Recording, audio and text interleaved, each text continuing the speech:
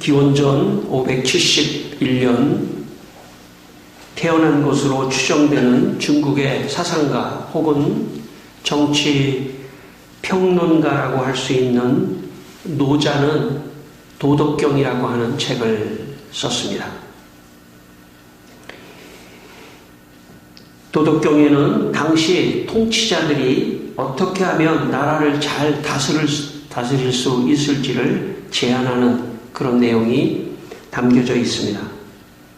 노자는 도덕경에서 이런 말을 했습니다.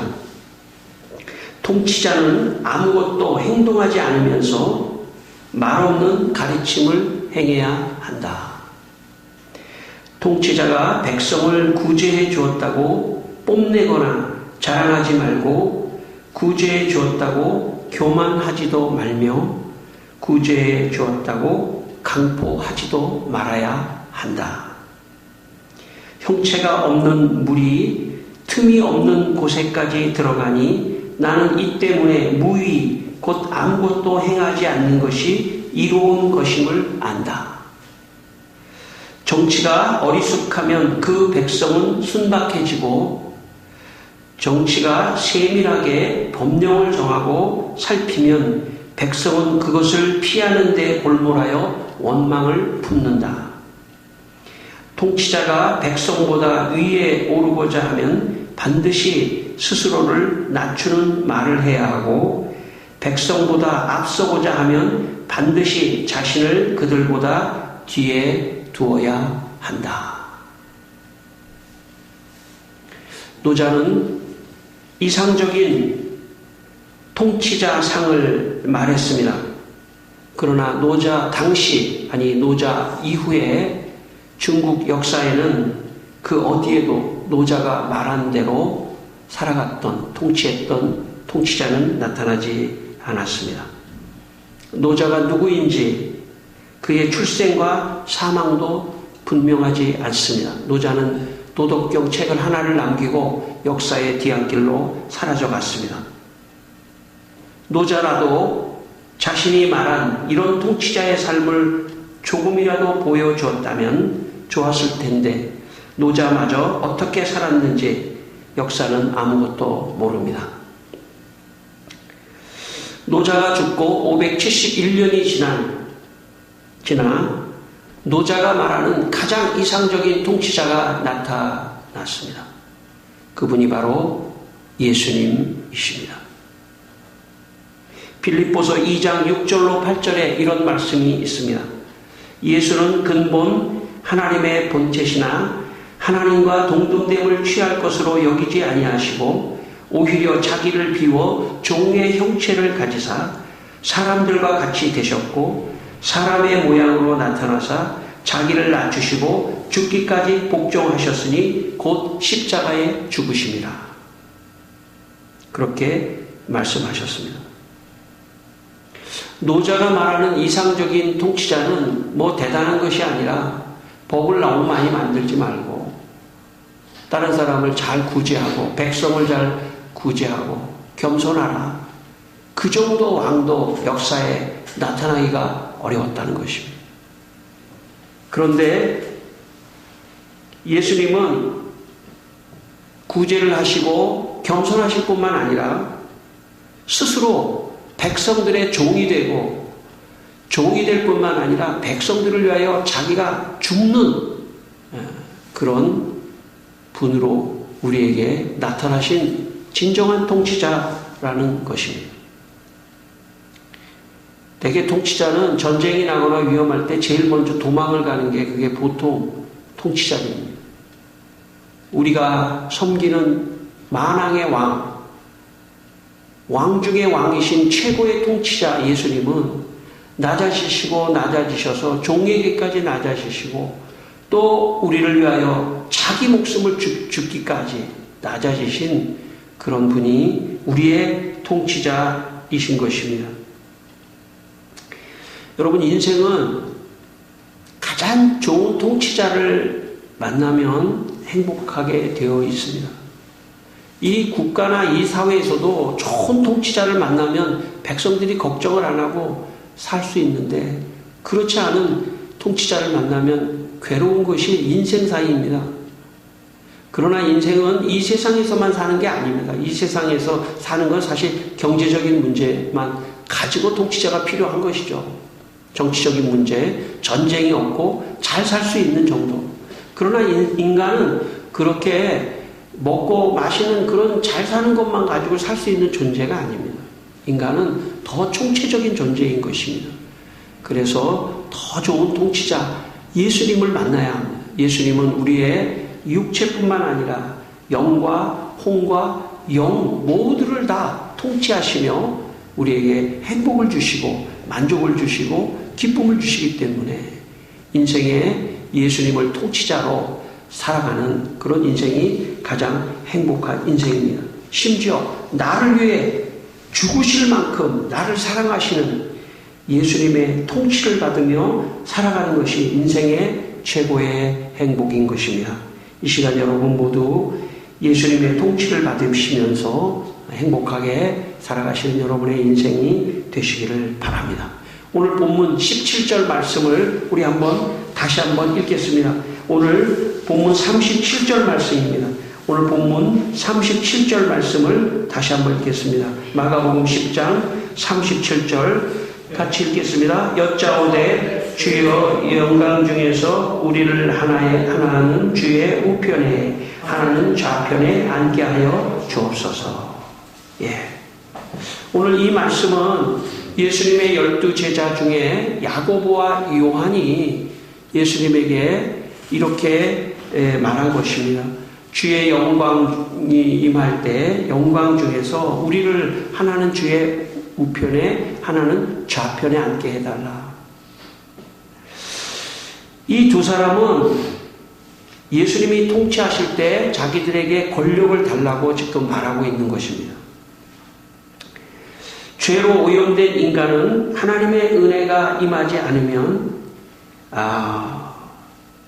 나라의 통치자가 아니라도 작은 그룹에 속해 있어도 그 속에서 첫째가 되고 싶어하는 권력에 대한 욕심을 가지고 내가 상대보다 더 잘나고 더 높은 자리를 차지하기 위해 시기하고 질투하는 존재가 죄로 물든 인간의 실존입니다. 그래서 권력이라는 게 무슨 통치자만 가지고 있는 것이 아닙니다. 두 사람만 모여도 거기에는 권력이 작용하는 것입니다. 조그만 권력을 가지고 있는 사람이라도 사실 무슨 가게의 주인과 점원도 이게 권력 관계예요.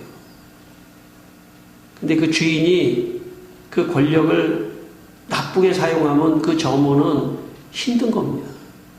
비록 주인이라도 섬기는 마음을 가지고 직원을 대하면 그러면 직원도 행복한 것입니다. 두 사람만 있어도 그 안에는 권력이 존재합니다. 아니 무슨 가게 주인과 점원의 문제가 아니라 그냥 친구 사이에도 권력이 존재하는 겁니다. 두 사람 아니 부부 간에도 권력이 존재할 수 있습니다. 그 사람의 마음속에 이 사람을 내가 지배하고 싶고 조정하고 싶은 그런 마음이 생기면 그게 권력을 지금 행사하는 것이죠. 더 섬겨야겠다. 더 사랑하고 섬겨야겠다. 그런 마음을 가지면 두 사람이 있어도 그런 권력 관계에서 벗어날 수 있는 것이죠. 제가 고등학교를 처음 입학하고 첫 학기 때 반 분위기가 이상하게 긴장의 분위기였습니다. 다는 아니지만 여기저기서 싸움이 일어났습니다. 반에서 누가 힘이 센지 서로를 겨루는 것입니다. 아마 남자 아이들에게는 또 이런 특징이 있고 여자 아이들에게 또 다른 또 경쟁의식과 이런 게 있을 수 있겠죠. 어떤 친구는 자기의 용감함을 가시하기 위해서 그때 우리는 책상을 이렇게 한 10개, 20개 이렇게 반에 많이 있었는데 갑자기 저 뒤에서 책상 위로 갑자기 올라가더니 막 책상을 밟고 말이죠. 구당구당 하면 다른 애 책상을 막 밟고 이 맨 앞에 있는 자기가 기분 나빠하는 애를 가가지고 막 주먹으로 막 싸우면서 이런 용감함을 보이기도 했습니다. 어떤 애는 제가 생각할 때 좀 미련한 방법인데 자기 분에 못 이겨서 막 창문을 자기 주먹으로 팍 깼다가 막 피가 나가지고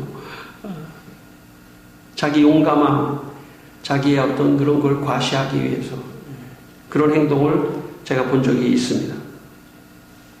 한 학기 정도 지나니까 물론 일부의 아이들이지만 다는 아니지만 힘겨루기를 하다 보면 어느새 그들 간에 서열이 매겨지고 또 힘자랑을 하고 하는 그런 것들을 보았습니다.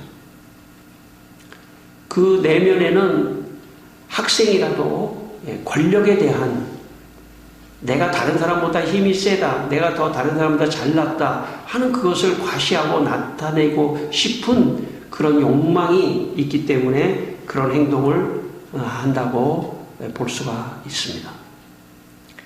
41절 말씀을 한번 다시 읽겠습니다. 41절 말씀입니다. 41절 열 제자가 듣고 야고보와 요한에 대하여 화를 내거늘.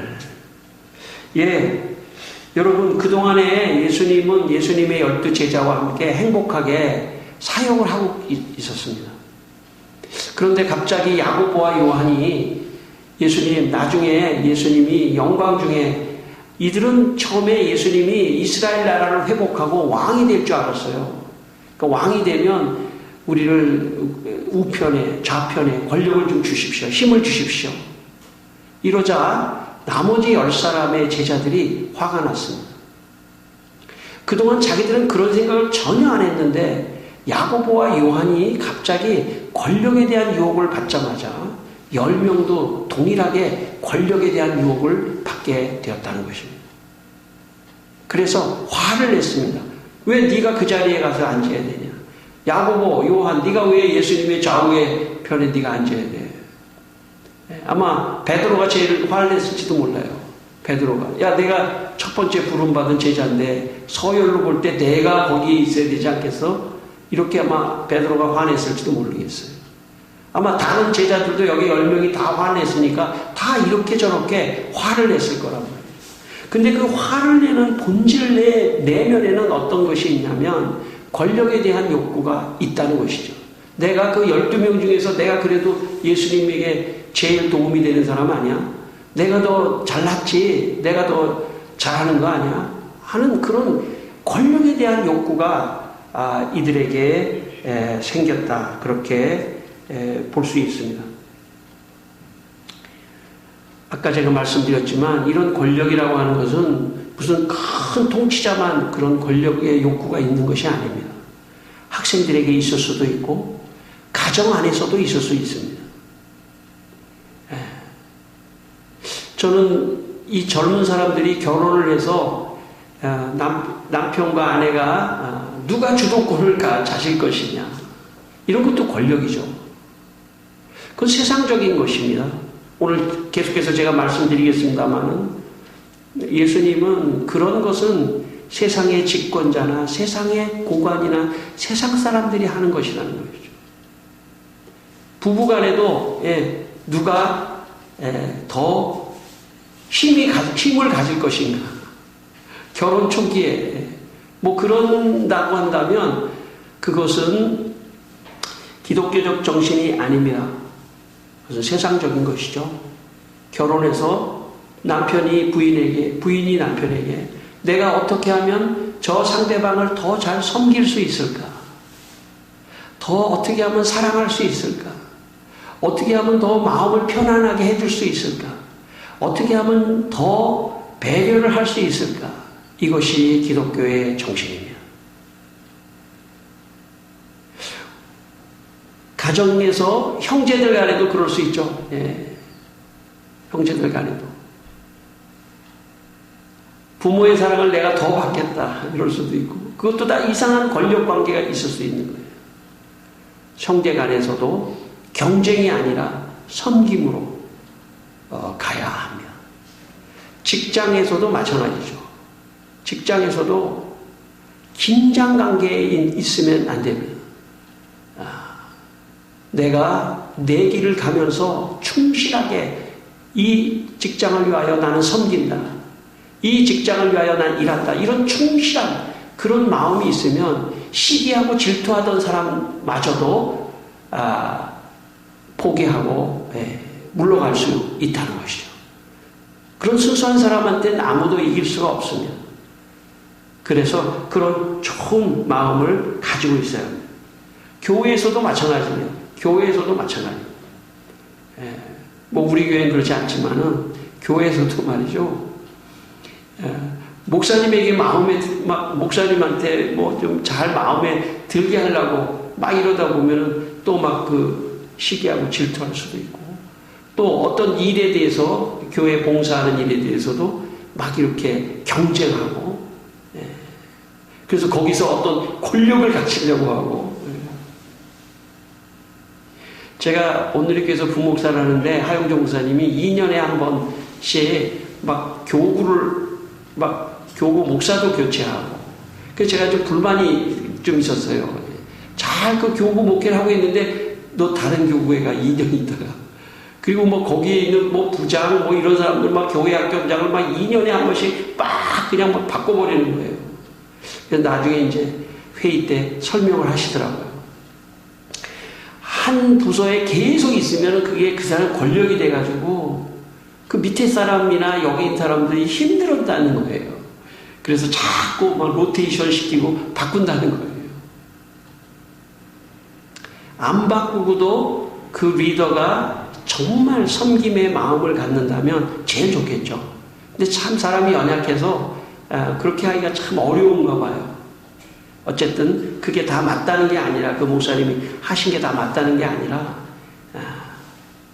참 그만큼 우리가 조금만 권력을 갖고 있어도, 조금만 권력을 갖고 있어도, 친구 사이에서도요, 조금만 잘 나가고 잘 돼도 아주 자기 친구를 하대하면서,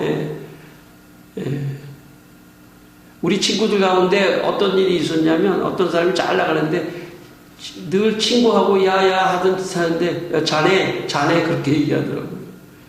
자네 하니까 그 상대방이 너무 기분 나쁘다. 그렇게 해서 좀 또 이야기가 나온 적이 있어요.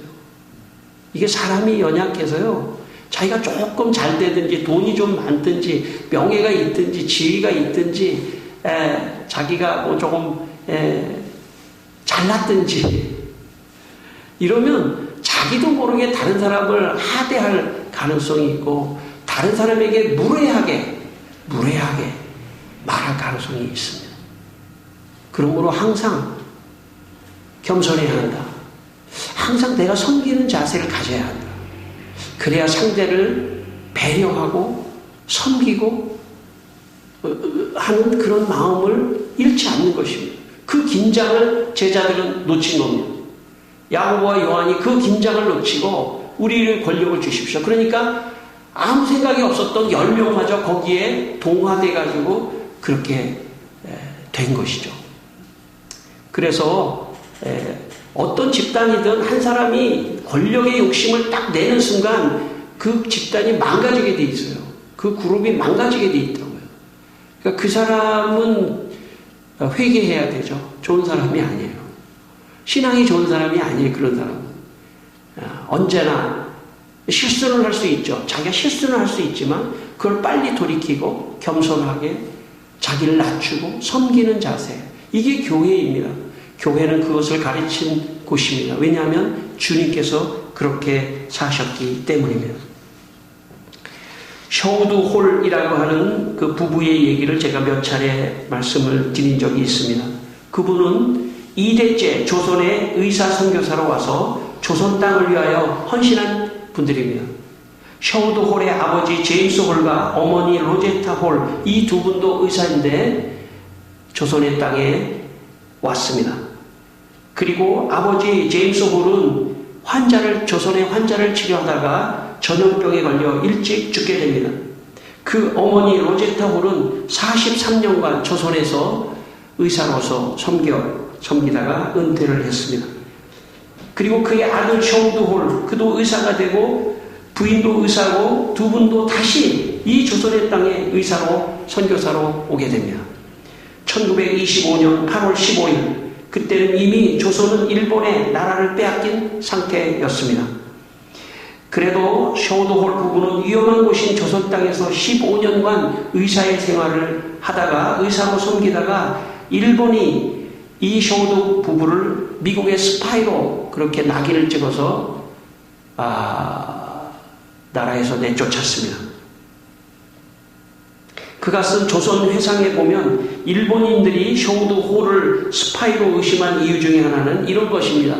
당신이 의사인데 미국에서 의사 개업을 하면 돈을 많이 벌 텐데 왜 이 조선의 땅에 와서 봉급도 적은 이 조선의 땅에 와서 당신이 일하고 있기 때문에 당신은 스파이입니다. 라고 말을 했습니다. 그때 셔우도홀이 경찰에게 이렇게 대답을 했습니다. 우리는 우리의 주이시고 왕이신 예수 그리스도께 충성하지요. 봉급이 적든 또는 선교지에서 생명을 잃게 되는 일이 있다 해도 말입니다. 당신이 당신네 천황에게 바치는 충성은 크고 우리가 우리 왕에게 향하는 충성심은 적어도 된다고 생각하십니까? 더 이상 경찰은 아무 말도 하지 못했습니다. 일본 경찰은 셔우도홀 부부가 가지고 있는 예수님의 섬김의 정신을 몰랐던 것입니다. 그래서 그들을 스파이로 생각했던 것이죠. 오늘 본문 42절로 44절 말씀을 다시 한번 읽겠습니다. 42절로 44절입니다. 예수께서 불러다가 이르시되 이방인의 집권자들이 그들을 임의로 주관하고 그 고관들이 그들에게 권세를 부리는 줄을 너희가 알거니와 너희 중에는 그렇지 않을지니 너희 중에 누구든지 크고자 하는 자는 너희를 섬기는 자가 되고 너희 중에 으뜸이 되고자 하는 자는 모든 사람의 종이 되어야 하리라. 아멘. 제자들이 권력 때문에 화를 내고 다투고 싸우니까 예수님이 제자들에게 말했습니다. 세상의 집권자나 세상의 높은 고관들은 권력 때문에 그 권력을 얻으면 좋은 것을 누린다고 생각하기 때문에 권력을 위해서 그들이 힘쓰지만 내 제자들은 그렇게 해서는 안 된다. 섬기는 자가 돼야 되고 정말 섬기는 자가 가장 큰 자다. 또 으뜸이 되고자 하냐? 만약 너희들이 으뜸이 되고자 한다면 종이 되어야 한다. 더 낮아져야 한다는 그런 뜻입니다. 서방 라틴 교부 가운데 아우구스티누스는 젊은 날 플라톤 철학에 빠졌다가 예수님을 믿고 기독교로 회심을 하게 되었습니다. 그가 쓴 고백록에 보면 자기가 어떤 계기로 플라톤 철학을 버리고 성경의 예수님을 믿게 되었는지를 그는 그 책에서 다음과 같이 이야기를 했습니다. 예수님은 당신 자신을 낮추셨고 죽음에 이르기까지 십자가의 죽음에 이르기까지 순종하셨습니다. 그런 내용은 플라톤의 책에는 나오지 않았기 때문에 나는 예수님을 믿습니다. 그렇게 말했습니다. 성도 여러분, 예수님은 어디까지 낮아지셨냐면 종까지 낮아지셨습니다. 종까지 낮아지셨다는 얘기는 뭐냐면 종은 그 당시에 주인이 죽으라 그러면 죽는 게 그 당시의 종입니다. 그러니까 예수님이 사용하신 이 종이라는 말은 죽음과 연결된 단어입니다. 종은 죽으라면 죽을 수 있는 그런 사람이 종입니다. 오늘 마지막 45절 말씀을 읽겠습니다. 같이 읽겠습니다. 인자가 온 것은 섬김을 받으려 함이 아니라 도리어 섬기려 하고 자기 목숨을 많은 사람의 대속물로 주려 함이니라. 예수님께서 나는 얼만큼 섬기냐면 너희들을 얼만큼 섬기냐면 내 목숨을 너희들을 위하여 죽을 만큼 너희들을 섬긴다. 이것이 섬김의 자세라고 말씀하신 것입니다. 노자는 말만 했죠. 훌륭한 사람은 섬기는 통치자이다. 예수님은 말만 하신 분이 아닙니다. 예수님은 친히 여러분 12명의 제자들이 그렇게 하니까 요한복음 13장 말씀에 보면 예수님께서 제자들의 발을 씻기셨습니다. 제자들이 예수님이 발을 씻기니까 아닙니다. 저 안 됩니다. 예수님 어떻게 제 발을 씻기십니까? 그때 예수님이 물을 떠오시고 제자들을 앉혀놓고 한 사람 한 사람씩 발을 씻기셨습니다. 여러분 발을 씻긴다고 하는 것은 가장 참 그 당시에 팔레스타인에는 이 샌들을 신고 다녔어요. 샌들을.